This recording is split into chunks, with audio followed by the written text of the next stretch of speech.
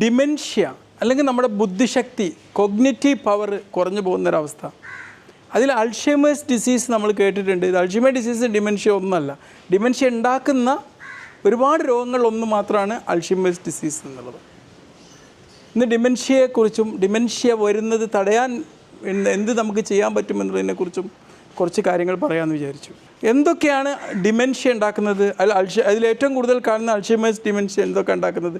Type 2 പ്രമേഹം, blood pressure കൂടി നിൽക്കുന്ന ഒരവസ്ഥ, അമിത വണ്ണമുള്ളവർക്ക്, പിന്നെ എക്സസൈസ് ചെയ്യാത്തവർക്ക്, പുകവലിക്കുന്നവർക്ക് ഒക്കെയാണ് ഇത് കൂടുതൽ വരാൻ സാധ്യതയുള്ളത്. പിന്നെ ഓറൽ ബാക്ടീരിയയിലെ നല്ല ബാക്ടീരിയയുടെ അഭാവവും ഇതിന് കാരണമാവുന്നു എന്നുള്ളൊരു ചെറിയൊരു സൂചനയുണ്ട്.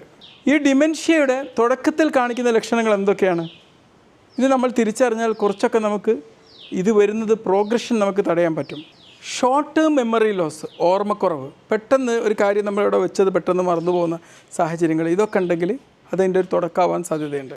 പിന്നെ നമ്മുടെ മനോഭാവത്തിൽ മൂഡിലുണ്ടാകുന്ന മാറ്റങ്ങൾ, വിഷാദം, ഒരു കൺഫ്യൂഷൻ ആവുന്നൊരവസ്ഥ, ഒരു മനുഷ്യനെ തിരിച്ചറിയാൻ ട്രബിള് അനുഭവപ്പെടുന്നൊരു സാഹചര്യം.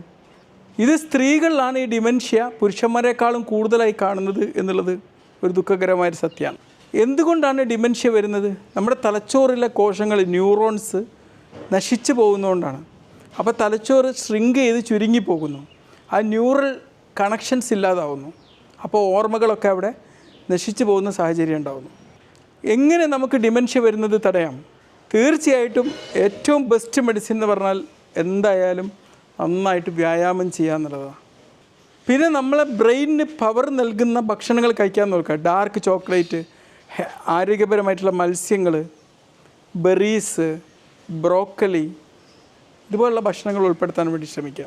പിന്നെ നമ്മുടെ ബ്രെയിനിന് വേണ്ടിയിട്ടുള്ള ഒരുപാട് എക്സസൈസുകൾ, പസിൽ സോൾവ് ചെയ്യുക, ക്രോസ് വേർഡ്സ് ഫില്ല് ചെയ്യുക, ചെസ്സ് പോലത്തെ ഗെയിമുകൾ, ഇതൊക്കെ കളിച്ചിട്ട് ഇതിൻ്റെ ആ ഒരു ബ്രെയിൻ പവർ എന്നും ആക്റ്റീവായി നിർത്തുക.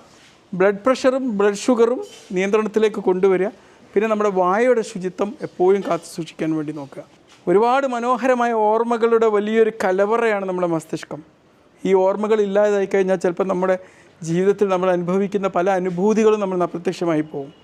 അതുകൊണ്ട് ഈ നടപടികൾ സ്വീകരിക്കാൻ വേണ്ടി ഇപ്പോൾ തന്നെ നമ്മൾ തയ്യാറാവുകയാണ് വേണ്ടത്.